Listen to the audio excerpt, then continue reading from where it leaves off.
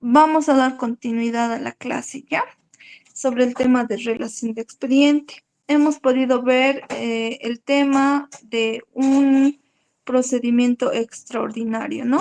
En tema de relación de expediente, qué es lo que debe contener en cuanto a plazos procesales también, y también se ha visto qué mecanismos se pueden tomar. También hemos hablado sobre algo muy importante que ha sido la homologación de acuerdo por resolución inmediata, ¿no? Bueno, ahora vamos a pasar al tema de los procesos ordinarios. Vamos a dar también un poquito de conceptos, vamos a ver un poquito qué es lo que se hace en el tema de los procesos extraordinarios. Como primer punto, tenemos que ver la solicitud ante el juez, ¿no? Tenemos la demanda de división y partición de bienes gananciales. En este caso vamos a tocar este punto exacto sobre un proceso ordinario, ¿ya? División y partición de bienes gananciales. ¿Cómo debe iniciar? Básicamente tiene que iniciar con la demanda, ¿no? Una solicitud. Uno de los esposos, eh, Uno de los esposos puede solicitar la división y partición de los bienes gananciales ante el juez competente. Esta solicitud debe estar fundamentada en la disolución del matrimonio, ya sea por divorcio o por fallecimiento, ¿no? Acá encontramos algo muy importante, que esta demanda de divorcio tiene, o bueno, esta demanda de división y partición de bienes gananciales tiene que estar fundamentada y tiene que tener solución en el tema de divorcio o de fallecimiento de alguno de los esposos, ¿no? La demanda inicia, como hemos visto también en el proceso ordinario, bueno, de lo único que se diferenciaba el extraordinario del ordinario era sobre los plazos procesales y carencia también de algunos actos legales, ¿no? Entonces, acá, al igual que un extraordinario, ¿no? La demanda tiene que ir adjuntada toda la prueba documental. Tenemos que adjuntar certificado de matrimonio, tenemos que adjuntar, o bien también puede ser una resolución de unión libre, matrimonio de unión libre, una resolución ya, una sentencia de matrimonio de unión libre, si correspondiera también al caso, entonces tendríamos que adjuntar eso para la división y partición de bienes gananciales, o certificado de matrimonio, prueba documental, como ser si existen bienes gananciales, como por decir una casa, un auto, entonces tenemos que tener la información, o el formulario de derechos reales, el folio real, información rápida, o tal vez el tema de los documentos, si fuesen autos también, ¿no? Toda la documentación pertinente al caso debe estar adjunta a la demanda. También nosotros tenemos que señalar básicamente el tema del domicilio procesal, del otro, o el domicilio real de la otra parte, tenemos que adjuntar croquis de domicilio. También podemos adjuntar, en este caso, confesión provocada, podemos señalar también el tema de testigos, prueba testifical, prueba documental, y también podemos hacer otros actuados, ¿no? Dentro de la causa correspondiente. Una vez, eh, una vez planteada la demanda, esta es susceptible de observación o admisión en primera instancia, ¿no? Generalmente en nuestro cotidiano vivir, cuando iniciamos tal vez alguna demanda de división y partición de bienes gananciales, eh, nos observan, ¿no? Esta observación tiene que ver en cuanto al igual como hemos mencionado hace un momento, tiene que haber algún aspecto oscuro dentro de la demanda, algo inentendible, que no esté bien hecha la solicitud, o alguna situación que nos pueda observar la autoridad competente, ¿no? Si esta demanda es observado, tenemos, al igual que en cualquier proceso, 3 días para poder subsanar la observación. Una vez notificada al siguiente día legal o al siguiente día hábil de la notificación, tenemos 3 días para poder subsanar la demanda de división y partición de bienes gananciales. Ahora, si nosotros no subsanamos en el plazo de los 3 días, de la misma manera se va a dar esta por no presentada. Así nos van a emitir un auto interlocutorio definitivo donde, al no haber subsanado los puntos observados por la autoridad competente se nos va a dar por no presentada, debiendo quedar, desglosándose los originales y debiendo quedar en su lugar una fotocopia legalizada, ¿no? Es así que tenemos que subsanar y mediante auto de admisión se va a admitir la demanda. Admitida la demanda, se va a emplazar a la parte demandada, la cual tiene el plazo, una vez notificada la parte demandada, tiene el plazo de 10 días para responder o poner excepciones, ¿no? Así nos señala el artículo 424, donde exactamente nos dice, el artículo 224 de la ley 603, plazos para contestar. La parte demandada tendrá el plazo de 10 días para contestar a la demanda y oponer excepciones. Entonces, bajo ese parámetro nos da ya un tiempo establecido de 10 días para responder y o poner excepciones, ¿no? Ante la demanda planteada. Asimismo, nos señala, es clara la normativa cuando nos señala de que si en este plazo de los 10 días no es contestada, el artículo 425 nos señala contestación. Si dentro del plazo señalado la o el demandado no contestara la demanda, tendrá la última oportunidad de hacerlo en la primera actuación de la audiencia preliminar, no pudiendo en este caso oponer excepciones ni deducir demanda reconvencional. ¿A qué se refiere con este artículo? El 425 nos dice que si dentro de los 10 días señalados para que él pueda, o para que la demandada o el demandante pueda interponer, o pueda responder o interponer excepción, o tal vez también en este caso una demanda reconvencional, este plazo va a fenecer, ¿no? Pero va a poder también responder a la demanda en la primera audiencia preliminar, porque una vez se nos admita la demanda, vamos a entrar a una audiencia preliminar. Vamos a vernos en una audiencia preliminar. En esa, si la parte demandada por algún otro acontecimiento no ha presentado su respuesta a la demanda y entramos a la audiencia preliminar, si la misma se conectara a la audiencia o estaría presente en la audiencia preliminar, en la primera audiencia preliminar, entonces se le va a poder dar la oportunidad de responder la demanda, ¿no? Esta es la última oportunidad, en la primera audiencia preliminar, la última oportunidad de poder responder la demanda, como él viera, la o el demandado viera conveniente, ya sea de manera afirmativa o de manera negativa. Empero no va a poder interponer excepciones ni alguna demanda reconvencional.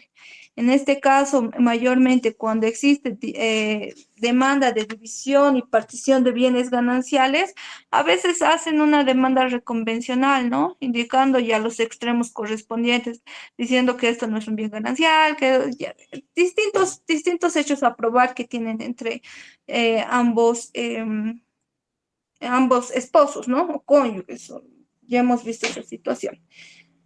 También nos señala en el parágrafo 2, en caso de que la contestación admita y acepte todas las pretensiones de la demanda, la autoridad judicial pronunciará sentencia en el acto siempre que se trate de derechos disponibles. ¿Ya? En este caso también nos dice, ¿no?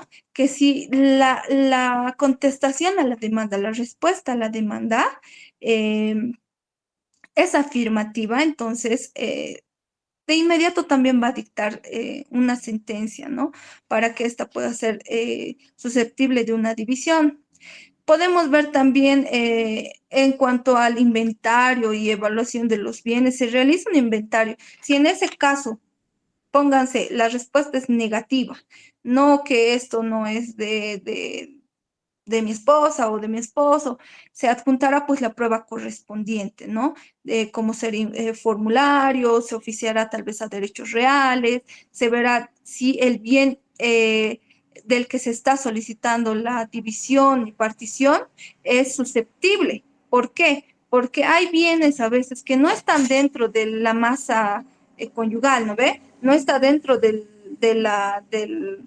matrimonio, póngase, ha sido Se ha celebrado el matrimonio en el año 2020 y el bien inmueble ha sido adquirido en el 2019, entonces no es susceptible tampoco a división este bien, porque no entraría dentro de un bien ganancial. Es por eso que se realiza un inventario detallado de todos los bienes gananciales adquiridos durante el matrimonio. Posteriormente se procede a su evaluación para determinar su valor actual. Cuando tenemos el tema de bienes gananciales, ¿no ve? Entonces se va a tasar el mismo, se va a hacer una terna de peritos para que el mismo vaya y vaya al Colegio de Arquitectos también para que el mismo vaya, haga un evalúo del bien inmueble sobre la base imponible, precio comercial, todo ellos ya tienen el modo de hacer, ¿no? Es procedimiento que ellos tienen. Entonces, ellos nos van a remitir un informe diciendo cuánto cuesta el bien inmueble. Ahora también es algo esencial que se ve dentro de este proceso de división y partición de bienes gananciales, es el acuerdo entre el cónyuge, ¿no? Puede existir un acuerdo entre cónyuges o entre esposos al dictar o un dictamen en un dictamen judicial. ¿Cómo lo podemos ver en este caso? En el caso de que los cónyuges lleguen a un acuerdo sobre la división de los bienes, se puede presentar ante el juez para su aprobación, ¿ya? Si en este caso en algún momento ha tenido la demanda una respuesta negativa y luego entre cónyuges tienen el el deseo de poder llegar a un acuerdo, entonces ellos mismos elaboran, ¿no? Se puede llegar a elaborar un acuerdo entre cónyuges para así posteriormente presentarlo al juez y poder llegar a su aprobación de acuerdo. En ausencia del acuerdo, de este acuerdo de este acuerdo que se pretende, el juez será quien dicte la resolución sobre la división y partición de los bienes, procurando una distribución equitativa, ¿no?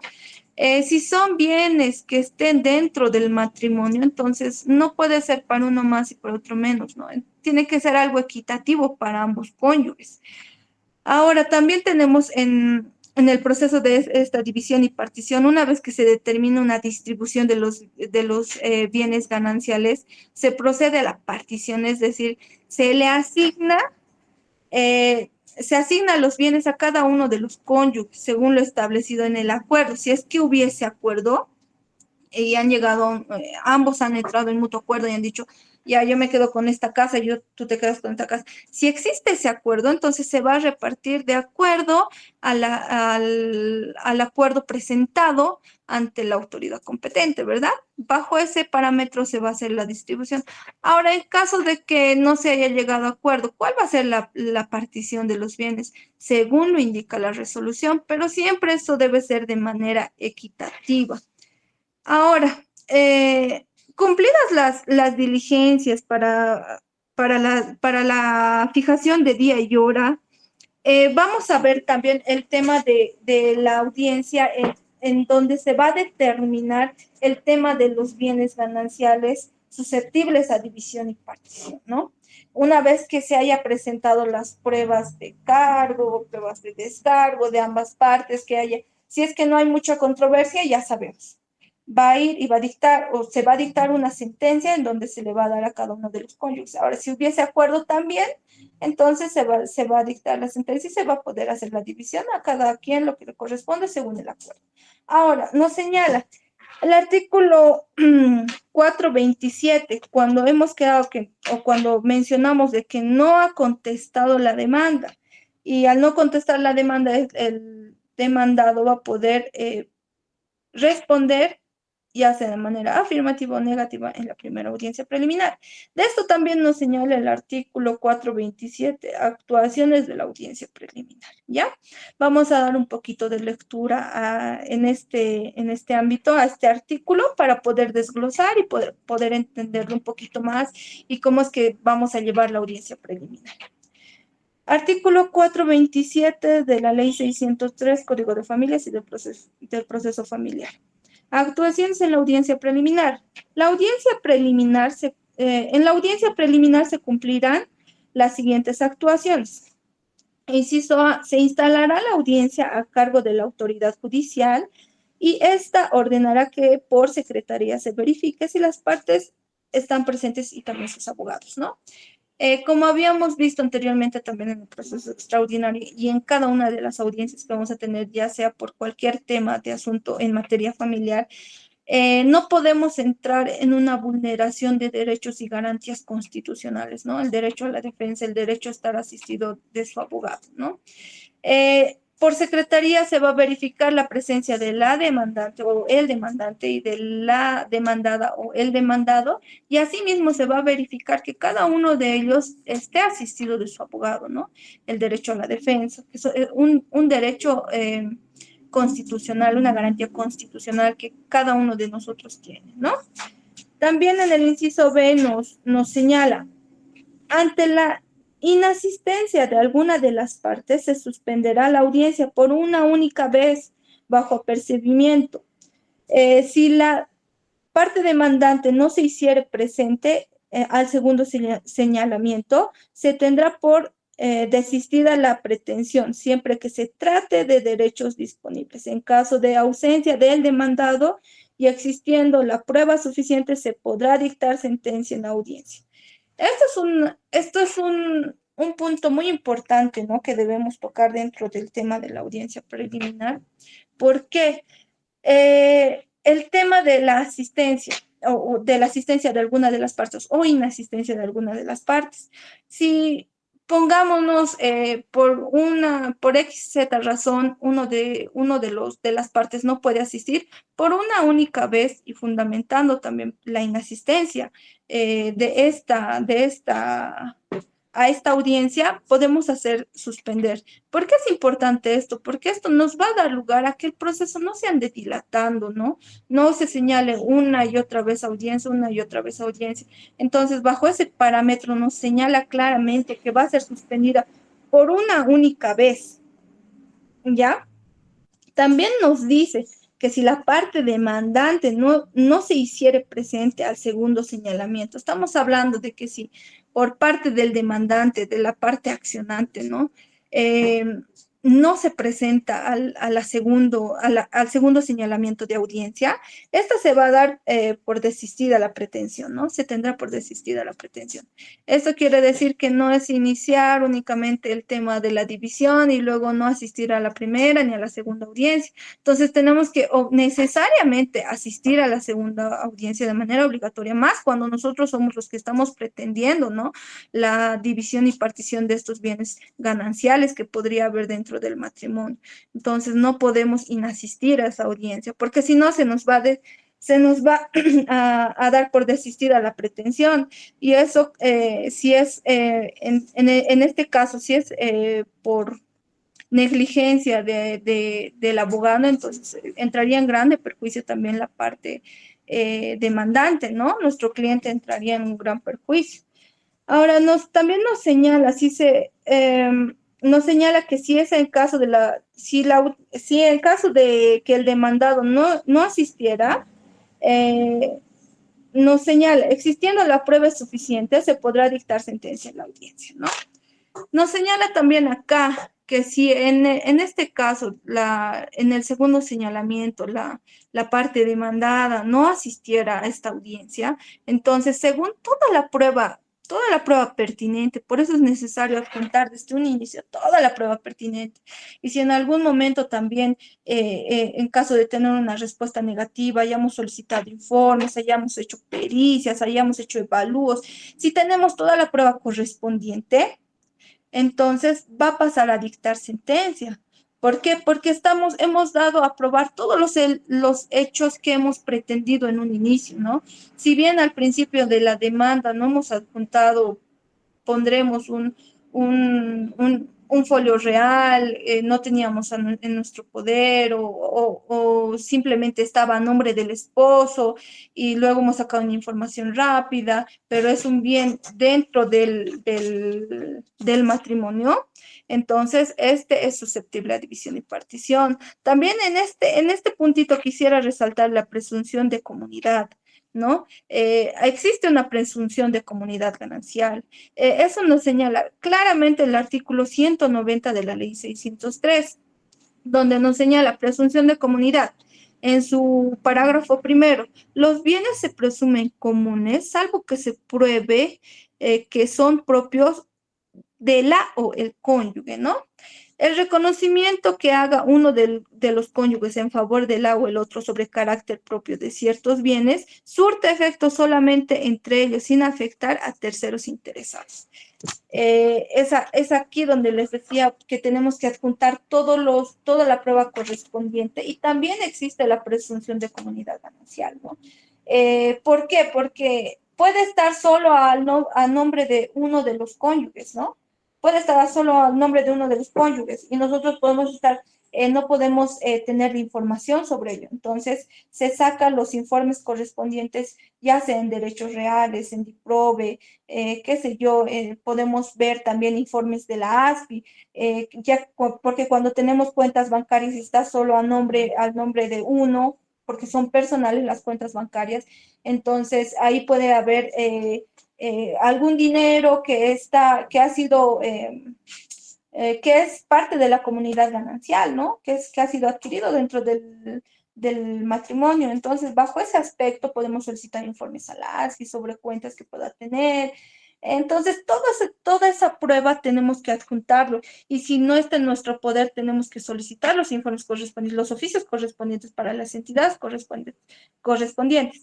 Es en ese entendido que si se tiene toda la prueba pertinente, se va a poder dictar una sentencia en esa resolución donde se va a dar la comunidad de los bienes gananciales, ¿no? También vamos a leer volvemos al artículo 427 en el inciso C, donde nos indica claramente, se explicará a las partes sus derechos y deberes y el objeto del proceso aplicado al caso concreto, ¿no? A cada una de las partes, la autoridad jurisdiccional le va a explicar. Usted tiene conocimiento de este proceso, usted sabe de a qué se refiere con una división y partición de bienes gananciales, usted está asistido a su abogado le ha explicado qué efectos va a surtir en su patrimonio. Entonces, todo eso se le va a dar conocimiento a cada una de las partes, ¿no? También se les va a dar, se les va a decir sobre los deberes que ellos corresponden deberes que uno contrae, ¿no ve? También al adquirir, al contraer matrimonio. También podemos ver el inciso D, que es la homologación del acuerdo de partes, si es presentado en audiencia. Esto ya hemos hablado sobre el acuerdo entre partes. Hemos dicho que en caso de que los cónyuges lleguen a un acuerdo sobre la división de los bienes, se puede presentar ante el juez para su aprobación. Pero también vemos acá en el inciso, D del artículo 427 de la ley 603, que este acuerdo puede ser presentado en audiencia, en la primera audiencia preliminar, ¿no? Puede ser presentado para que éste tome conocimiento la autoridad jurisdiccional, en este caso el juez, en materia familiar, y asimismo se pueda llegar a homologar el acuerdo suscrito entre partes. Es así que se nos acorta un poco más, se nos acorta ahí un poquito los plazos si ambos entraran de mutuo acuerdo y se presentara este documento. Entonces, se le va a dar la distribución de acuerdo a lo estipulado en el acuerdo sobre la división de bienes gananciales, ¿no? Hemos visto también porque hemos visto eso de un inicio, ¿no? Ahora vamos a ver en el inciso E, nos habla sobre el tema de conciliación instada de oficio o a petición de parte respecto de todos o algunos los puntos controvertidos en los casos permitidos en este código. Nos está hablando sobre una conciliación, ¿no? Si bien nosotros podemos promover, podemos solicitar una audiencia de conciliación hasta antes de tener algún fallo determinado, también la autoridad competente de oficio nos puede señalar el tema de conciliación, intenta hacernos entrar en conciliación, ¿no?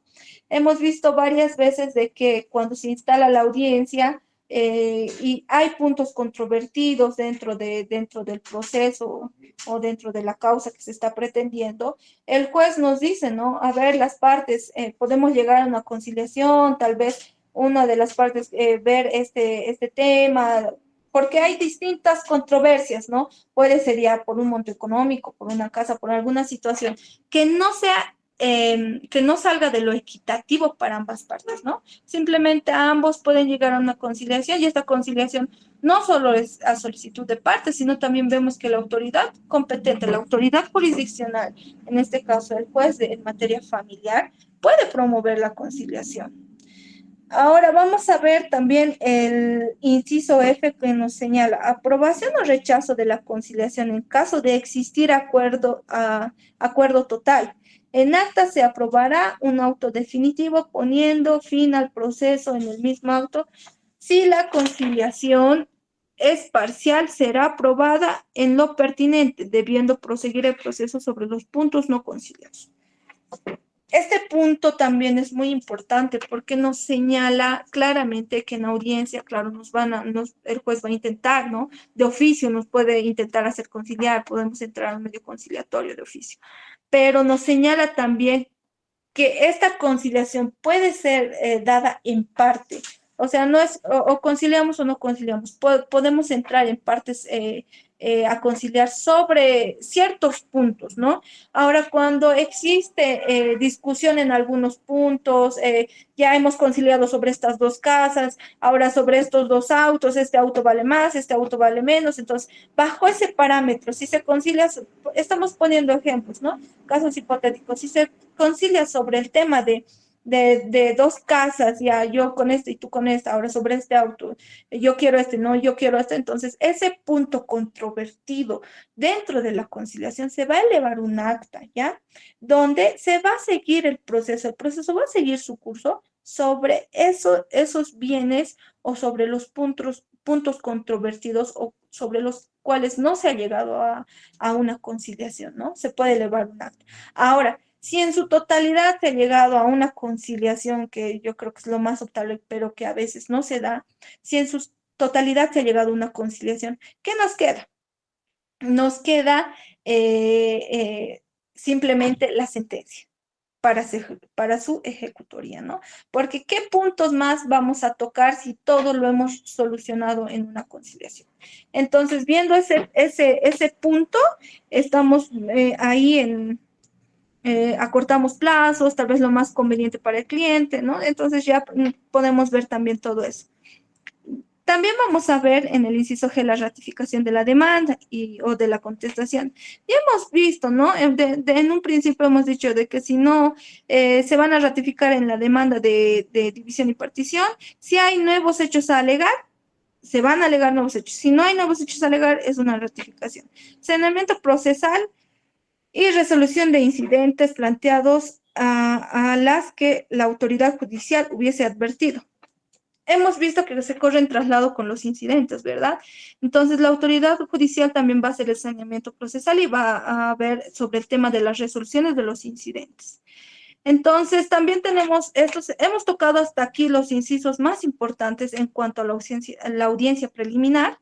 También vemos en el inciso I la resolución de las excepciones opuestas. En el inciso J, establecimiento de los hechos a probar, fijación del objeto de la prueba, admisión o rechazo de la prueba ofrecida, que también ya hemos tocado. En caso de admisión, dispondrá momento de su recepción antes o durante la audiencia complementaria, ¿ya? Esto también, si se admite la demanda, nosotros hemos presentado toda la prueba pertinente al caso, todos los hechos a probar. Entonces, en ese caso se va a disponer también en una audiencia complementaria el tema de la prueba documental, testifical o pericial que tengamos. Ahora también el inciso K nos señala, se podrá ofrecer o presentar otras pruebas que no hayan sido propuestas en la demanda o contestación. ¿Ya?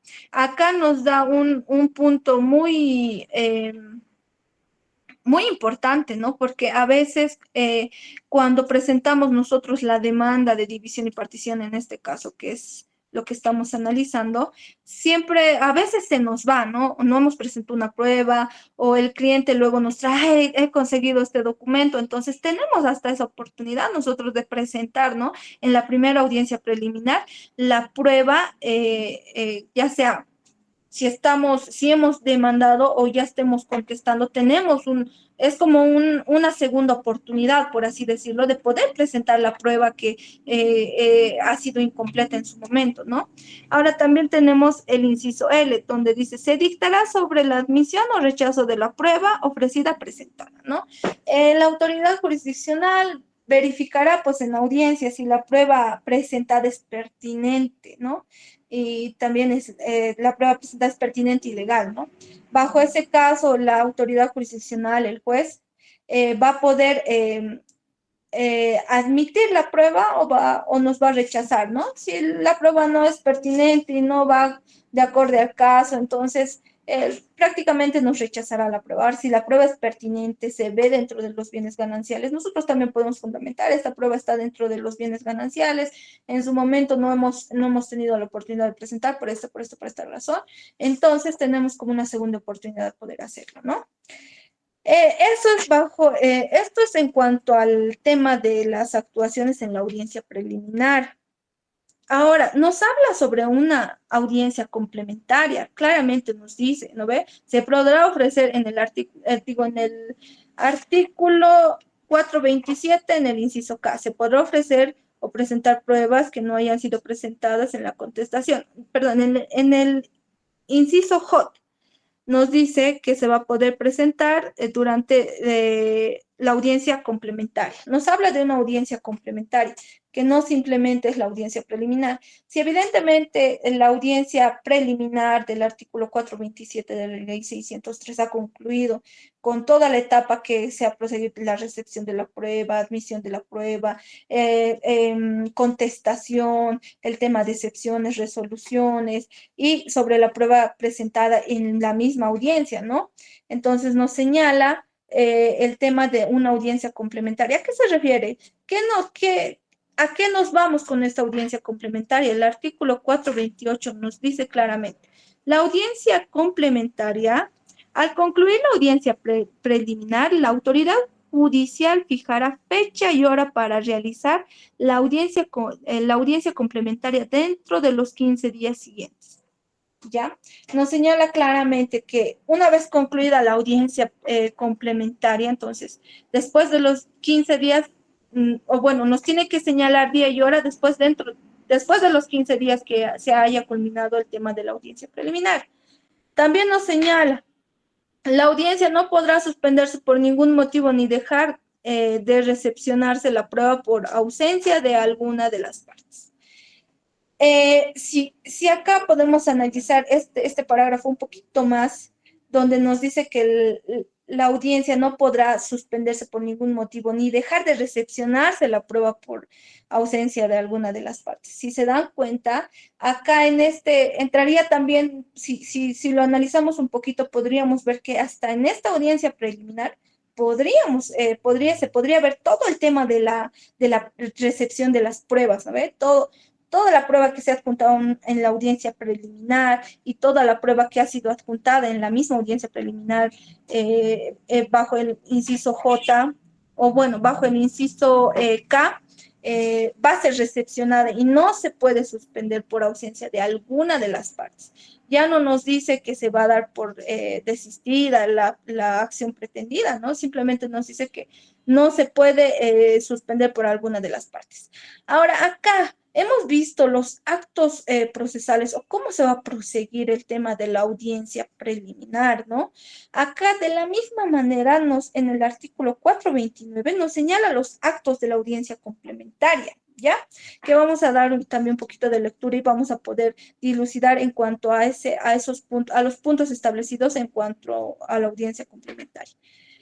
Nos señala el artículo 429 de la ley 603. En la audiencia complementaria se realizarán las siguientes actuaciones. Inciso A.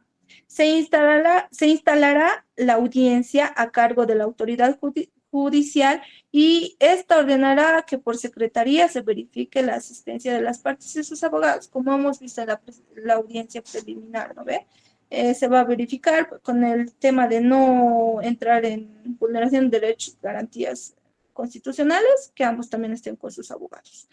En el inciso B nos dice, la autoridad judicial en uso de sus facultades podrá disponer la forma y el orden de la producción de la prueba. Acá ya nos está diciendo, como hemos visto en el artículo 428, nos dice que no, se va a producir la prueba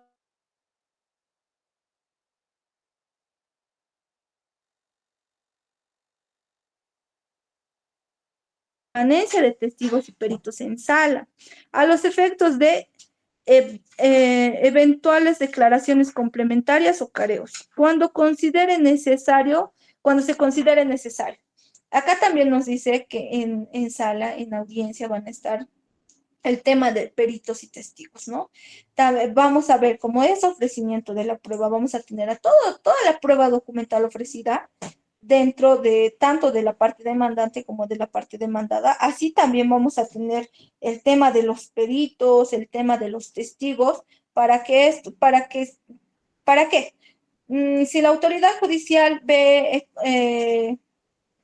pertinente hacer algún careo entre ellos, entonces para ello están los testigos correspondientes que se ha señalado y se ha presentado en su oportunidad, ¿no? También nos señala en el inciso D, eh, la autoridad judicial otorgará la palabra al demandante y al demandado si la solicita, a efectos de que estos puedan expresar sus motivaciones conclusivas en un tiempo máximo de 10 minutos. De igual manera, en este tipo de audiencias nosotros hemos visto, ¿no? Hemos escuchado y hemos llevado también este tipo de procesos y hemos podido ver que la autoridad judicial en la mayoría de los casos otorga la palabra también a la parte demandante y al demandado o a la demandada para dar sus conclusiones, a ver, conclusiones finales, más o menos a qué se ha llegado, no se ha podido llegar a un acuerdo, se ha llevado esto. Entonces, las conclusiones finales, pero en un máximo de 10 minutos, no excediendo este tiempo, ¿no? Porque ya sabemos que luego se pasa a deliberar. Tiene que entrar en consideración toda la prueba de la autoridad competente, tanto documental, testifical, pericial y demás prueba que se haya podido adjuntar. Concluyendo, nos dice el inciso D, a continuación la autoridad judicial pronunciará sentencia. Podemos ver acá que una vez habiendo valorado la autoridad judicial o jurisdiccional, toda la prueba producida tanto en la audiencia en la audiencia preliminar como en la audiencia complementaria, todos los actos que se hayan podido probar sobre todos los bienes que haya habido, la presunción de comunidad gananciales, se haya probado la comunidad ganancial, se haya establecido los bienes adquiridos dentro del matrimonio y estando dentro de la comunidad ganancial, entonces va a pasar a dictar una sentencia valorando toda la prueba documental, toda la prueba testifical, toda la prueba pericial, porque hemos visto que dentro de estos procesos también existen avalúos, existen tasaciones, puede existir hasta muchas situaciones, ¿no?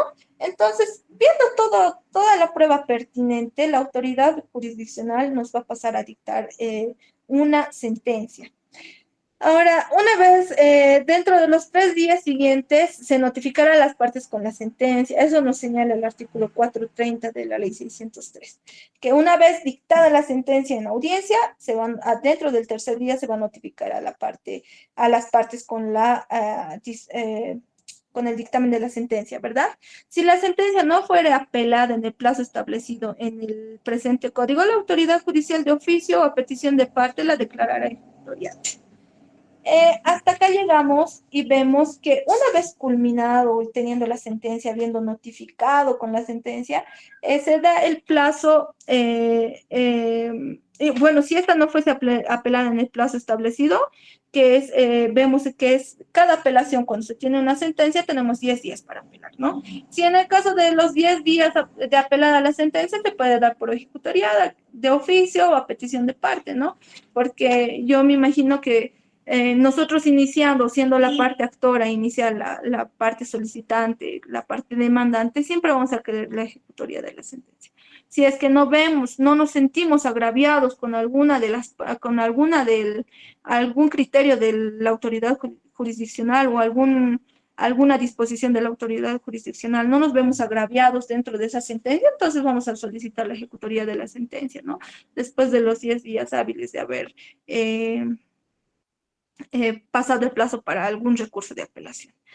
Bueno, hasta aquí hemos podido llegar con el tema del proceso ordinario. Hemos tocado un poquito de la parte, el día de ayer, parte teórica. Hoy día también hemos tocado un poco de la parte práctica y también un poco de la parte teórica, sin antes pasar por alto ayer la solicitud de alguna de las colegas que me dijo sobre el tema de la cesación de la asistencia familiar, ¿no? Eh, Creo que el tiempo se nos ha cortado mucho en esta clase. Eh, voy a pasarle la sentencia constitucional a solicitud de la compañera de ayer, que me ha dicho qué sentencia constitucional puedo utilizar para el tema de cesación de asistencia familiar. Bueno, yo le voy a proporcionar, si es que alguno de ustedes también requiere esta sentencia constitucional, me puede escribir a mi número que al finalizar les voy a dar, pero de todas maneras también se pueden anotar, ¿no?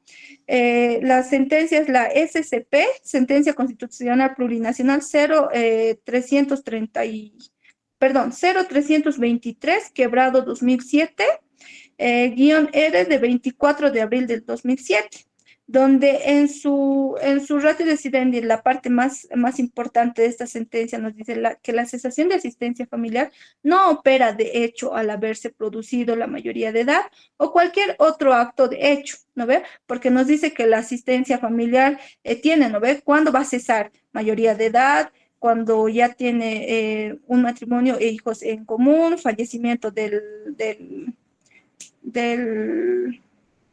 beneficiario, ¿no ve? Entonces, bajo ese aspecto, ¿no ve? También nos dice, el obligado deberá solicitar el cese de la asistencia familiar a favor del beneficiario, exponiendo las razones y acompañando la prueba necesaria para que su petición sea valorada, ¿ya? Esa es la parte más interesante, ¿no? Del tema de la cesación de la asistencia familiar, que el punto que hay que tomar y es el punto exacto que la cesación no se da de hecho, sino de derecho. ¿Qué quiere decir con esto?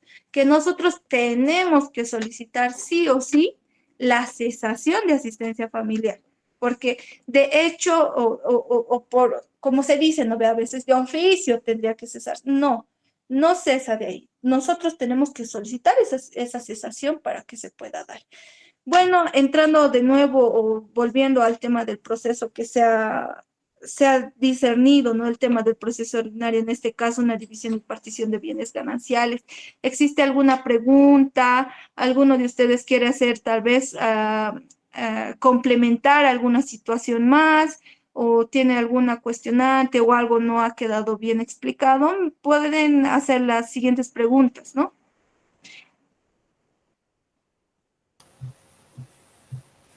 Sí, doctora, buenas noches.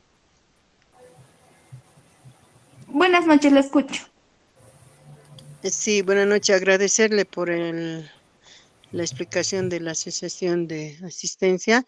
Y por otro lado, también quería hacerle una mención con relación a la división y partición de bienes en no dentro de un matrimonio, sino que por años de convivir, matrimonio de hecho. Es haberlo dejado de 5 años que no haya empezado una demanda ni nada, no tiene a su nombre la señora, nada tiene a su nombre, prácticamente ha confiado en su cónyuge, no es casada. Y, ¿me escucha, doctorita? Sí, sí, la estoy escuchando. De 5 años, ¿cómo puede iniciar una demanda sin tener casi pruebas? Porque la mayoría está en su nombre de su ex cónyuge, sería así. Ahora él ya convive con otra señora, indica, y ella se quedó a la guarda de un solo hijo, en este caso que le corresponde todavía hacer una asistencia familiar, que él está cursando la universidad.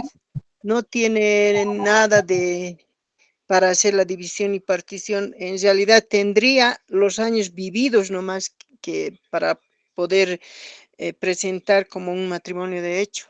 Considero de que eso debe ser judicialmente, ¿no? Para empezar. Por favor, eso me puede explicar, doctorita, cómo se puede iniciar. Gracias.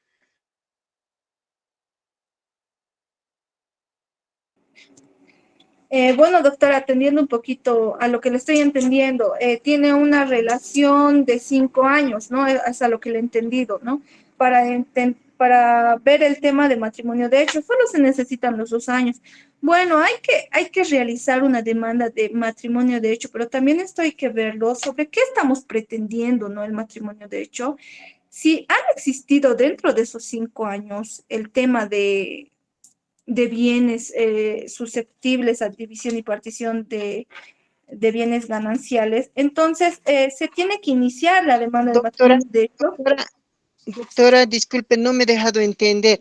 Está un poco aquí, hay bulla.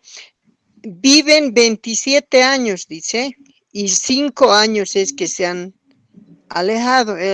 Prácticamente el ex cónyuge ya tiene su pareja. 5 años. Claro, un año dice que tiene su pareja, pero 5 años ya se ha ido de su casa. Claro, ya no hay una asistencia de un menor de edad, sin embargo, hay una asistencia, se pensaría en una asistencia de un hijo que cursa la universidad, en este caso. Eso sería la asistencia familiar. Por otro lado, y la división y partición, estando sin haberse casado y solo haber vivido 27 años, doctora. Ese es el caso.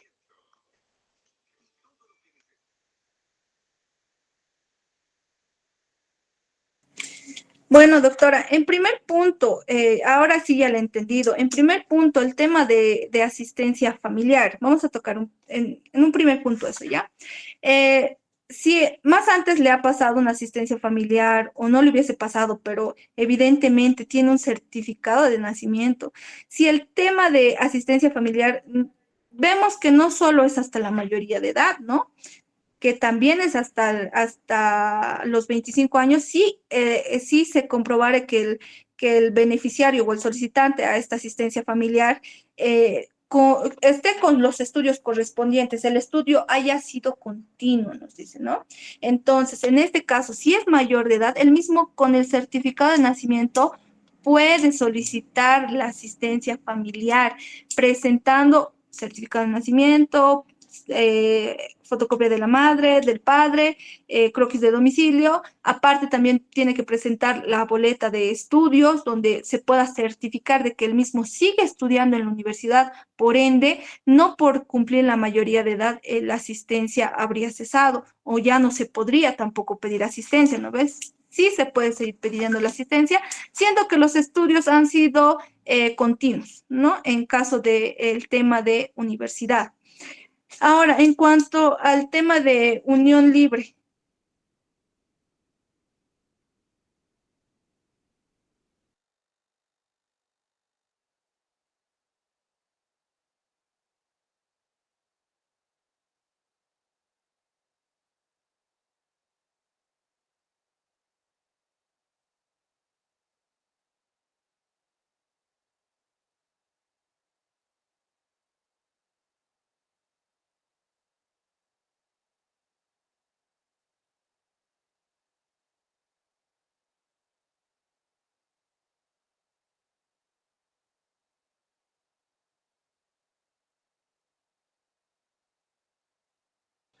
Doctora, no se le oye nada.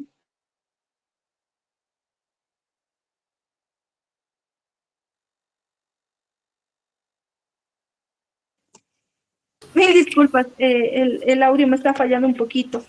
Bueno, podemos ver en el tema de unión libre, ¿no ve? La presunción que es el trato conyugal, la estabilidad, la singularidad, que se presume dentro de la unión que ha habido de esta. Si evidentemente no existe un matrimonio, ¿no? Son 27 años que han convivido y aún así yo creo que dentro de estos 27 años sí se han obtenido bienes susceptibles a división y partición, pero este matrimonio de hecho tiene que demandarse, ¿no? También hay formas voluntarias de registro. En este caso tenemos que hacer la comprobación judicial que nos dice, claramente el artículo 166 nos dice de la ley 603, nos señala, si la unión libre no se hubiera registrado cumpliendo esta con los requisitos establecidos, podrá ser comprobada judicialmente. Acá ya nos está dando la salida, ¿no? Tengo que comprobar judicialmente. ¿Qué es lo que se tiene, qué es lo que se tiene que comprobar? Vamos a ver, en el parágrafo segundo nos señala, esta comprobación judicial puede deducirse por cualquiera de los cónyuges o sus descendientes o ascendientes en primer grado en los siguientes casos.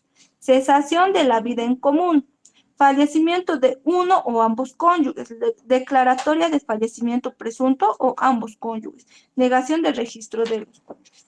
Acá nos da un punto muy esencial.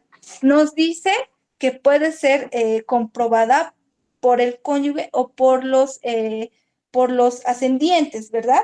O los hijos. En este caso, si evidentemente han convivido 27 años y después de 5 años recién para interponer, incluso el hijo puede tratar de hacer o puede interponer la comprobación judicial o matrimonio de unión libre.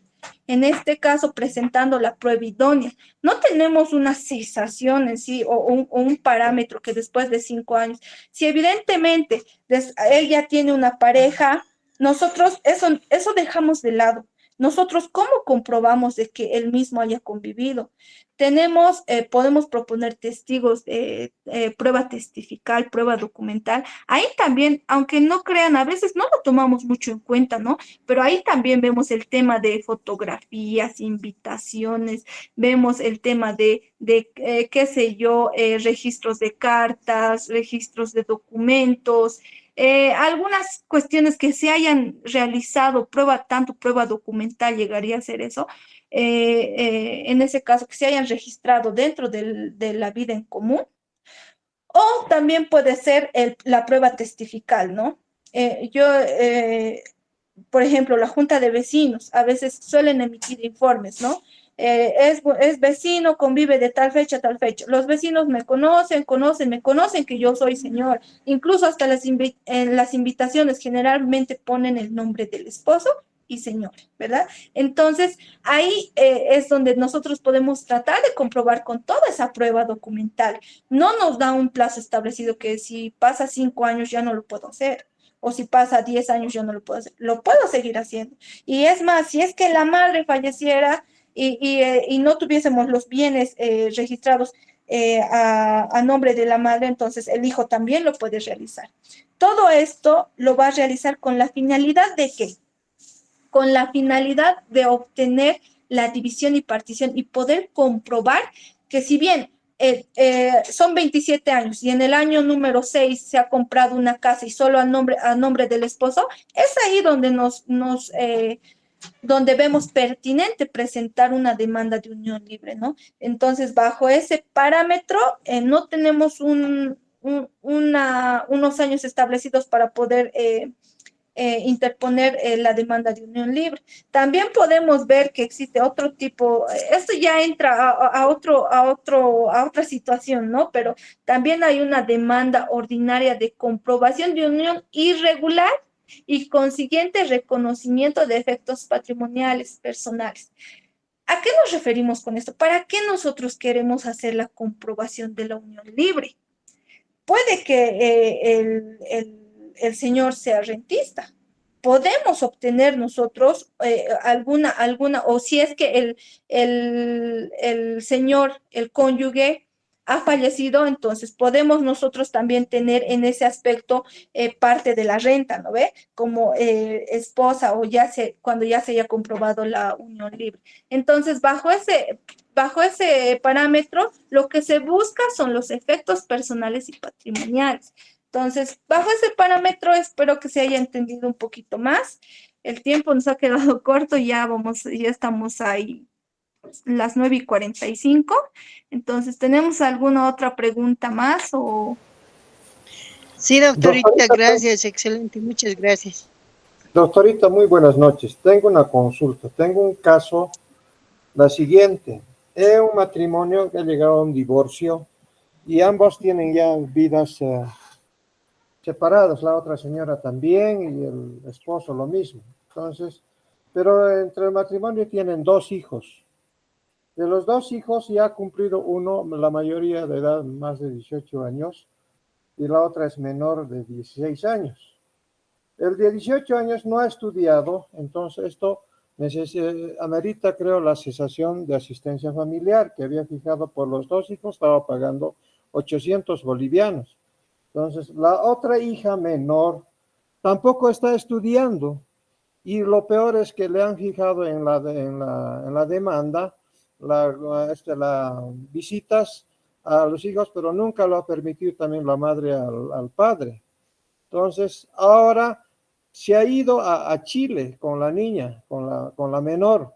Entonces, ¿cómo se puede hacer ahora? El otro quiere la cesación de la asistencia familiar de todos porque tampoco la otra está estudiando y tiene referencias que ya tiene un hijo y todo la menor. ¿Cómo se puede solucionar esto? Y está en Chile, no sé cómo podemos notificar la madre y la niña, porque solo el hijo está acá en Bolivia.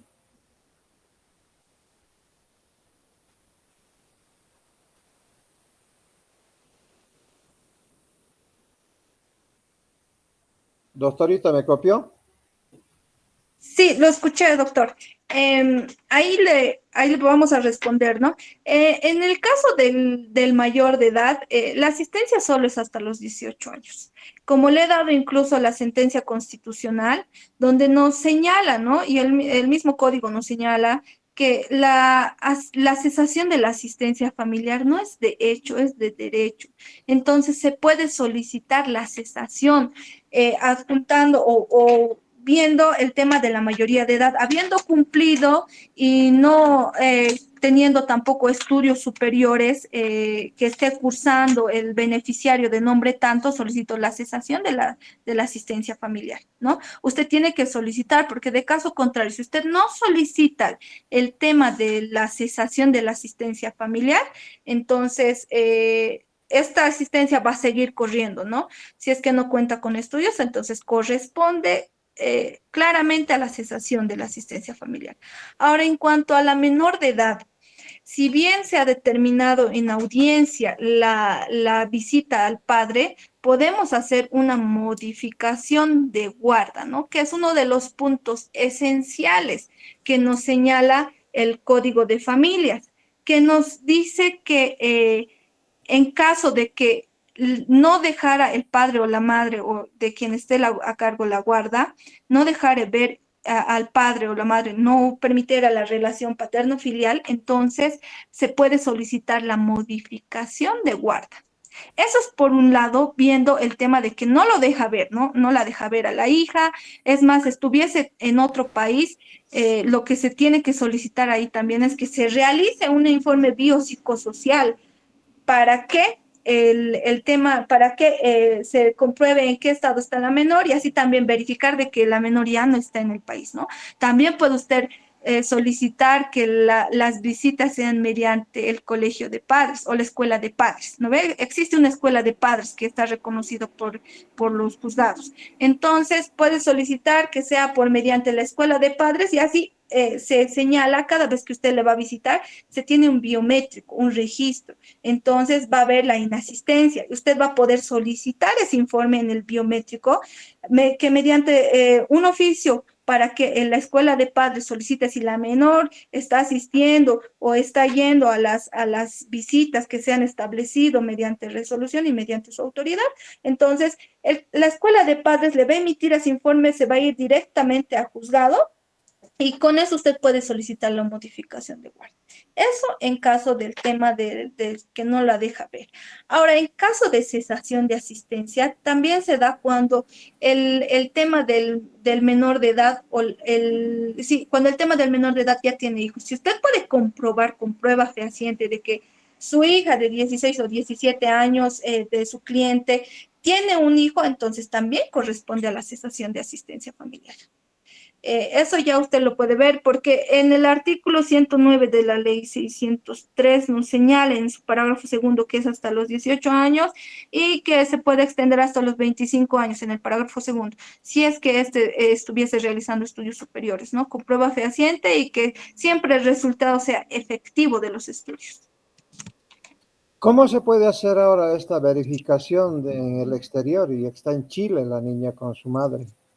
Oficios, doctor, puede solicitar los oficios correspondientes a Digemin, ¿no? Si es que la misma hubiera salido del país, tal vez lo ha hecho mediante migración, porque Chile simplemente te dan la estadía temporal de 3 meses como visitante, ¿no? Por lo contrario, también tienes que hacer tu permanencia temporal, si no allá. Entonces, puedes solicitar oficios a Digemin. O, eso le digo, puedes solicitar oficios a Digemin. Otra parte también que puedes solicitar es que si conforme a la madre que no me deja ver a mi hija, solicito que las visitas sean mediante la escuela de padres. Entonces ahí ya tiene otra prueba complementaria más de que la menor no está en Bolivia. Ya, doctorita, entonces por los dos hijos estaba 800 bolivianos. ¿Cómo puedo hacer la cesación y cuánto le quedaría para la menor? ¿La mitad, 50%? Exacto, doctor. Cuando tenemos una fijación de asistencia familiar, nos señala, ¿no ve? Se dé la suma de 800 bolivianos, 400 por cada hijo. Generalmente las resoluciones o las resoluciones donde se nos determina una asistencia familiar, señala 400 para el hijo tantos y 400 para el hijo tantos, porque ambos son beneficiarios. Entonces, tiene que señalar, tendría que ver ahí la resolución de la fijación de la asistencia y la cesación se va a regular, al mismo nivel se va a regular. La cesación se va a ir por el 50%. Gracias, doctorita, muy amable. No hay Muy por claro. qué. Muchas gracias.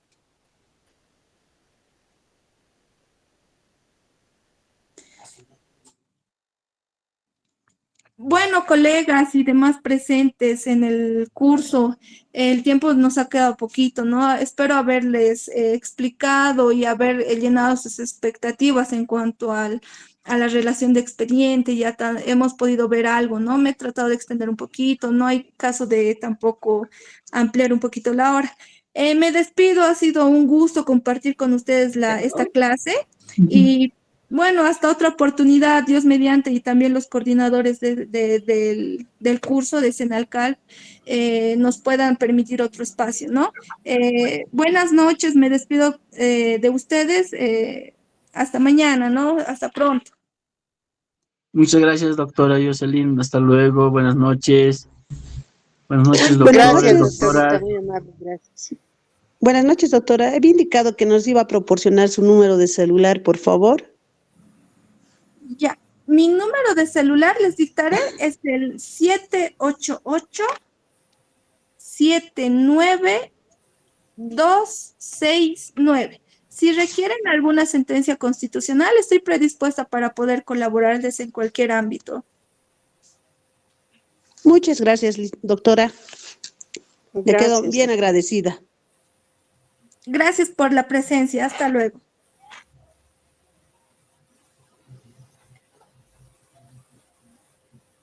Gracias, buenas noches, compañeros. Gracias, doctores. Buenas noches. Mañana continuamos en el mismo horario en materia civil. Gracias.